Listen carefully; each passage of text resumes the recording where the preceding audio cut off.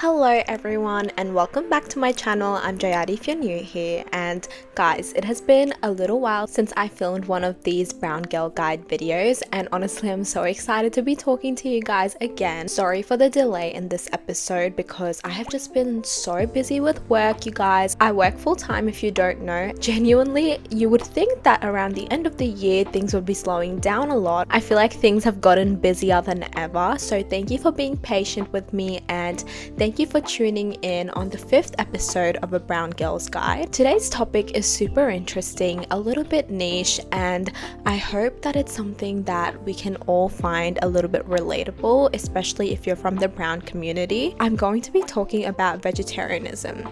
Now, I just want to give a disclaimer on this video saying that even though I'm going to be talking about being a vegetarian, I'm talking about my own unique experiences and also like experiences that I've heard a lot of my other vegetarian friends and family go through. In no means am I trying to put down anybody who's not vegetarian and stuff. I'm just trying to come from an angle of what it's like to be a vegetarian in a Western community or around people who might not understand why you're vegetarian and what kind of values you hold, along with how we can all just be respectful of each other's choices. Before I get into this video, if you haven't subscribed already, make sure to subscribe right now to see more content like this. Also, remember to give this video a thumbs up, you guys, because I want to keep making more content like this for you guys, and I know you have been liking these brown girl guide videos, so please give it a like, give it a comment, say hi to me, tell me how you're going, because like I always say, I want to know how you guys are going and I want us all to be friends with each other. With that, let's get straight into the video. As I was doing some research for this video, I found out that 40% of India's population is vegetarian, which is such a huge chunk. I think a lot of it can be accredited to religion, but some of it might be personal choice as well. Regardless of what your reason is, I know that it is a huge part of brown culture, whether you are vegetarian for a certain time period of the year, if it's for like a festival or something, or if that's just how you've grown up your whole life. Being vegetarian at some point or another, I feel like is such a huge part of the brown culture. And a lot of times growing up, you guys might have felt like people always say, what do you even eat? Your food doesn't look tasty. Do you even like what you eat? Why don't you try meat? All of those kinds of things. And I feel like people don't realize how rude that can be, especially if you're in the Western community and you've grown up there. You might have experienced those kinds of questions a lot more. So my first topic for today is going to be around the dietary benefits of being a vegetarian. A lot of people express this kind of concern around the protein and nutrition that vegetarians get. And I just want to start off by saying that just because you're a vegetarian does not mean that you're getting the wrong form of nutrients. And I feel like a lot of people, especially with today's gym culture, have to feel like they have to force themselves to eat some type of meat, maybe some type of fish. Even if you're somebody who doesn't eat eggs and you lean more towards veganism, you feel like you have to eat eggs to be getting the right nutrition. But I just want to say that you can live a perfectly healthy lifestyle and a perfectly satisfied lifestyle with your food as long as you're a vegetarian. It doesn't make you any less or any more than anyone else. And I've actually found that there's great benefits to being a vegetarian as well, such as a lower risk of heart disease, better digestion, and improved energy. I know that eating meat can provide you with more protein and things like that, but just know that just because you don't eat meat or you're not comfortable with it doesn't mean you have to give in to the culture of doing that if it's not something that aligns with you. Personally, I'm a vegetarian because of religious reasons, but also even when trying to give meat a shot, I personally just couldn't do it because that's just not how I've grown up. Don't feel comfortable in the idea of eating animals, and not to say that it makes you any less, any better than anyone else. I feel like everybody has a right to eat whatever they want to eat, and first of all, food should bring you happiness, and second of all, food should bring you nutrients. As long as whatever you eat brings you that, then there's no reason to compare yourself to others. And if somebody's trying to put you down by saying that you are going to be unhealthy being a vegetarian, I just want you to believe that you have the ability to be a fit and healthy person as a vegetarian as well. Some forms of protein that you can have as a vegetarian is lentils, quinoa, tofu, or any kind of like soy product. Especially in the South Asian culture, we're so lucky that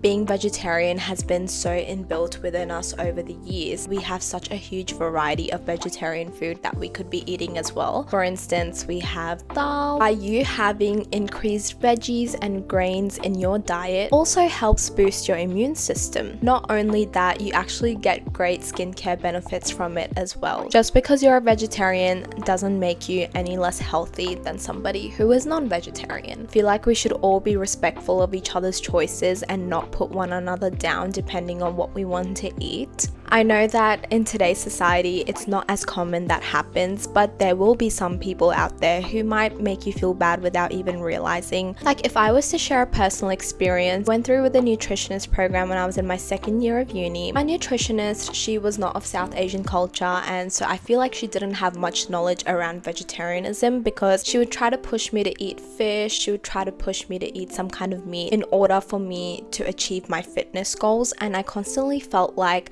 I had to give in to this to be able to be a more healthier, more fit version of myself. And not to say that I didn't get amazing tips from her as well. I got great tips, great recipes from her. I just felt like as a vegetarian I would have appreciated her to do a little bit more research in terms of what I can eat and what I can't eat. I feel like a lot of the food recommendations I got was also related to like fake meat. Just because you don't eat meat doesn't mean you want to eat food that tastes like meat as well. And I feel like I got pushed a lot towards that, which made me feel like there's no way for me to be the fittest, best version of myself. This year I actually took matters into my own hands and decided to give the 75 Hard Challenge a go. Such a life-changing experience for me, you guys. I feel like I took my fitness into my own hands.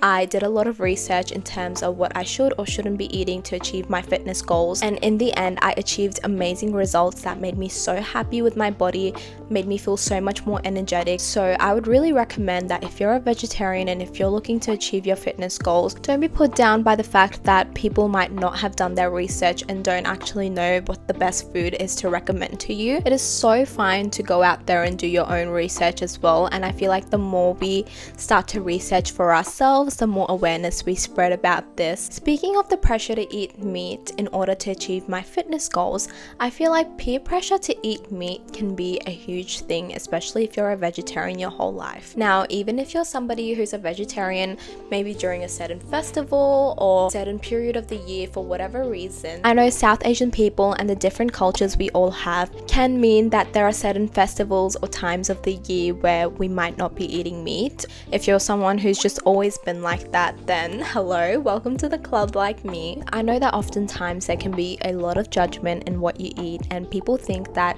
you don't eat properly. They try to convince you to eat meat just because they think that's the better food option, that's the yummier food option. I feel like as we grow and mature, that is likely to happen less, but I know that kind of peer pressure is something that I personally face more when I was in high school or primary school. And if you're somebody out there who feels a sense of peer pressure to eat something that you're not happy to eat, then be honest about why you're vegetarian or follow a certain dietary requirement. You know, you don't have to be allergic to something in order to say no to a certain food group. Whether it's something to do with religious values, ethical values, or it's just a personal choice or opinion, it doesn't make you any better or any less than anyone, and it just makes you a human for having your choice, and makes you a strong human that whatever it is that you believe in or whatever it is that you feel like, you are able to stand up for yourself. Somebody recently said to me that being a vegetarian in today's day and age is being extremely backwards minded, and genuinely that really did get to me, which led me to kind of stand up for myself and talk back and say that, hey, being a vegetarian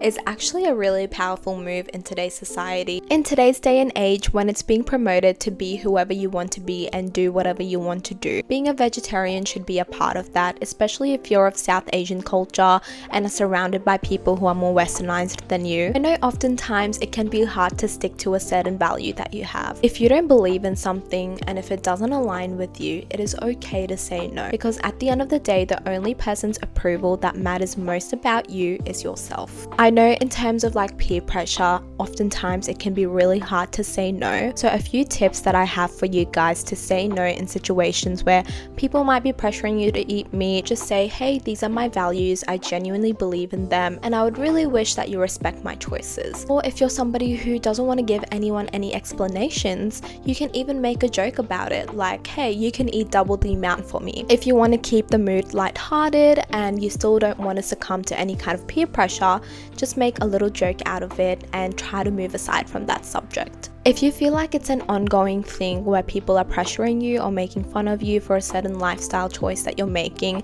whether it is vegetarianism or anything else, honestly, it is okay to stop hanging out with certain people who might make you feel bad about that, or to kind of distance yourselves from them, because if someone genuinely loves you and has true respect for you, they will respect whatever choice it is that you make. Sometimes people might be making fun of you or being disrespectful towards you or your culture by accident, and if you actually tell them that, hey, it's not okay, you might be actually saving somebody else that same kind of pain that you might be feeling. It's really important that we all stick up for one another and make sure we have each other's back. Being a vegetarian and vegan lately has become the biggest trend. Genuinely, it did not used to be like this. I feel like personally, when I first moved to Australia, when my family and I first came here, it was so difficult to find vegetarian options. Honestly, when we'd go to fast food chains and things like that, only option I had was Hungry Jack's, which is Burger King. If you don't know, in Australia, Burger King is called Hungry Jack's. Things like Macca's and KFC, of course, did not have veggie options. I feel like they still don't, unless you're eating like fries or something. Now there's things like GYG, there's Chipotle, and there's way more options in more Western communities to have vegan and vegetarian options. I have also noticed popular food options or popular restaurants have been making fully vegan menus to be inclusive of people, and I've noticed that even people who aren't vegan are really willing to try fully vegan menus just because of how unique that sounds to the everyday food that they might be eating. And as much as it is funny to see that shift now,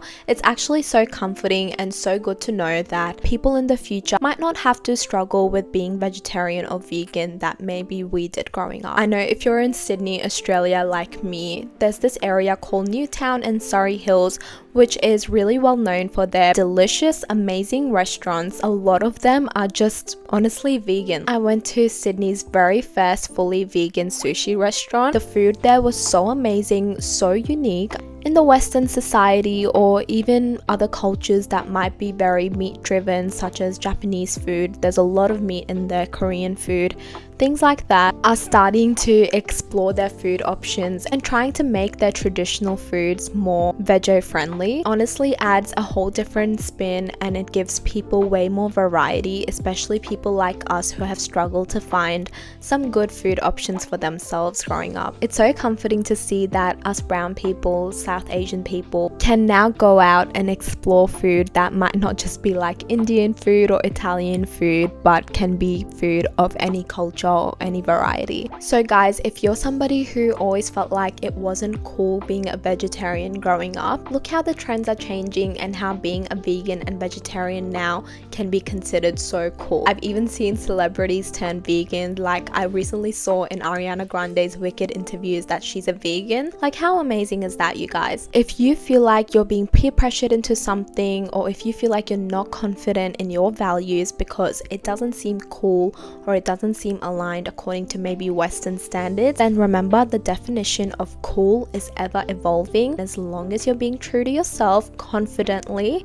makes you the coolest person out there. Anyways guys, thank you so much for tuning in to today's episode. Like I said before, I'm not pushing anybody to be vegetarian or vegan. If you don't want to be, I just want everyone to feel comfortable and eating and doing whatever it is that they want to do in this world. If you guys agreed with the points that I said today or disagreed with them, make sure to comment it down below, and everyone comment down below what your favorite food is, especially if you're South Asian or just someone who loves Indian food. Please let me know in the comments down below what your favorite food is. Mine is always changing, but it definitely has to be any kind of rice or curry, and if it's non-Indian, then I definitely love my sushi. Other than that, make sure you guys like this video and subscribe to the channel because you're going to be seeing a lot more of me, like I always say. I hope you guys have a beautiful, magical rest of your week, and I will see you all next week in another episode of A Brown Girl's Guide. Bye everyone.